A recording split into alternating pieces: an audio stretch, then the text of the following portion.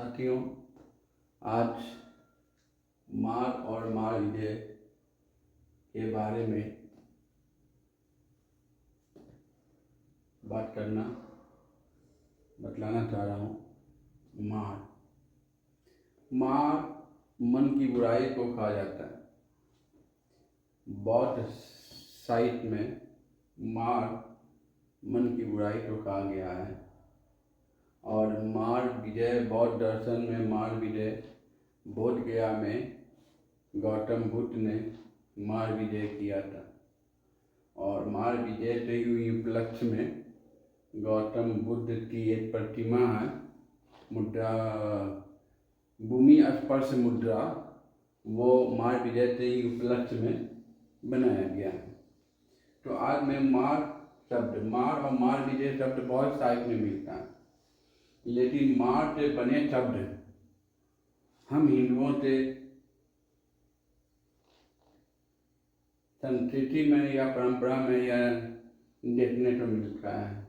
मार से शब्द बना हुआ है कुमार, मार से ही चमार, परमार, म्यांमार, लठमार, मारवाड़ी, मारन, मारकंड, मारकुंडी, मार रिपू, ये जितने भी शब्द हैं ये मार से बने हुए हैं और मार का मतलब मन की बुराई होता है। अब आइए, जब मार का मतलब जान गए मन की बुराई, तो मार से बने शब्दों का भी अर्थ जानने की कोशिश हम लोग करते हैं। मार में यदि हम कू लगा देते हैं तो कुमार है।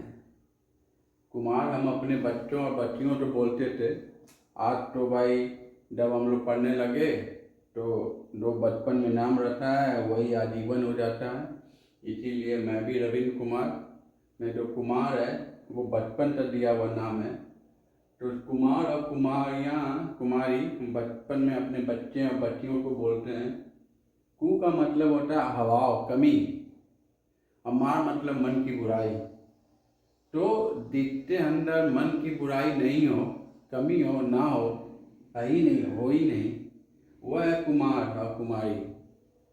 और कुमार और कुमारी हम अपने बच्चों को बोलते हैं और बच्चों में मन की बुराई नहीं होती है, प्राकृतिक रूप से नहीं होती, नैसर्गिक रूप से नहीं होती है।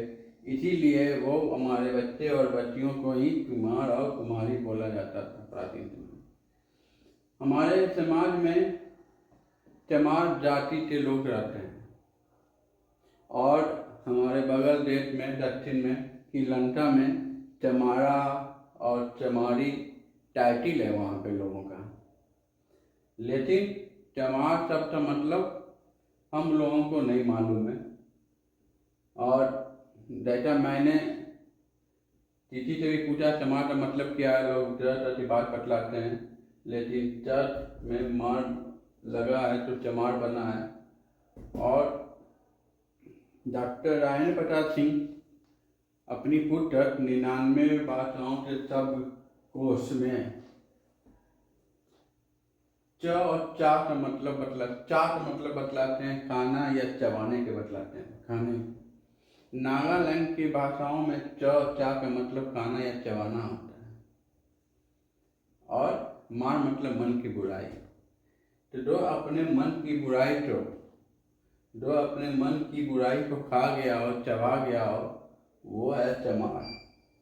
और चमार शब्द है मेरे हिसाब से वो अरहंत जो अपने मन की बुराई को प्राप्त कर लिया, जो निर्वाण प्राप्त कर लिया। मेरे हिसाब से मार विजय के लिए भी अगर कोई शब्द बोला जाए तो वो चमार, जो मार विजय प्राप्त कर लिया वो चमार हो गया। मैं ये सब बतला रहा, मैं नहीं बतला रहा हूँ, मैं ये सब बतला रहा है। पर मतलब दूसरा होता है, मार मतलब मन की बुराई होता है।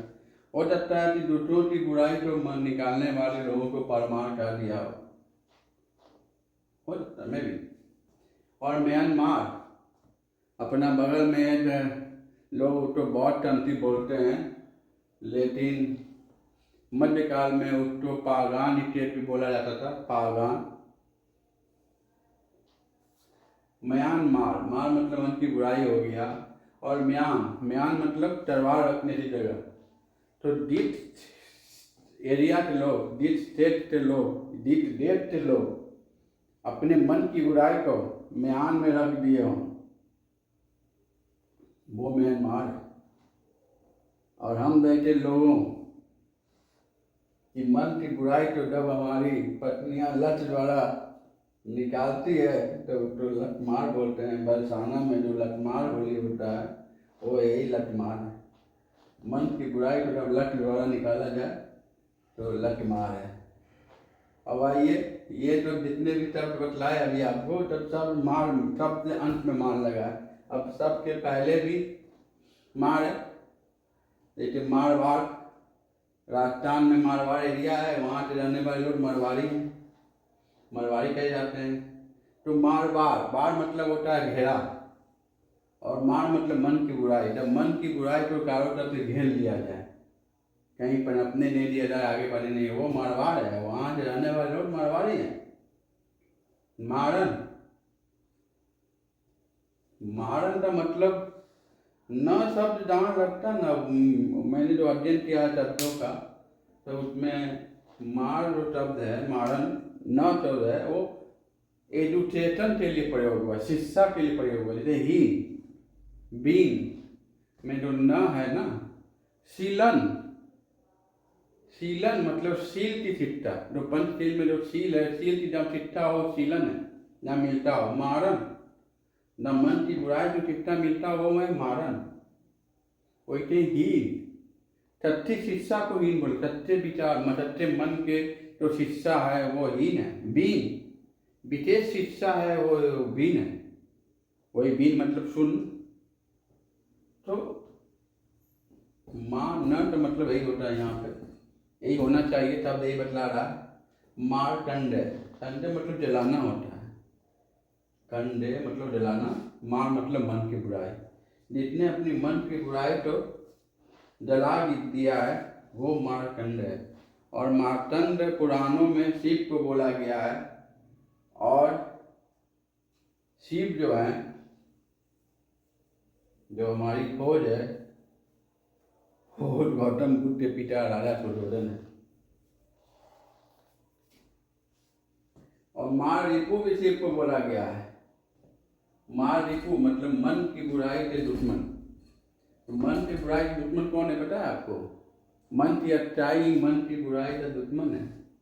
और बौद्ध दर्शन में मन की बुराई अच्छाई को पारमिता बोला गया है। पारमिता, पारमिता मतलब पा के अच्छे दोष, पा का अच्छा जो दोष होते हैं वो है पारमिता। और पा शब्द बेबी नेम easy.com में पा माँ लक्ष्मी का एक रूप बतलाया गया, नाम बतलाया गया। तो मैं उतना नहीं जाऊँगा। आज मार और मार विजय, मार मन की बुराई को कहा जाता है, मार विजय बौद्ध दर्शन साहित्य में गौतम बुद्ध बोध गया में जो अपने मन पे जो विजय प्राप्त किए थे, मन की बुराई जो निकाले थे या मन के ऊपर विजय प्राप्त किए थे, उसी को बोला जाता है।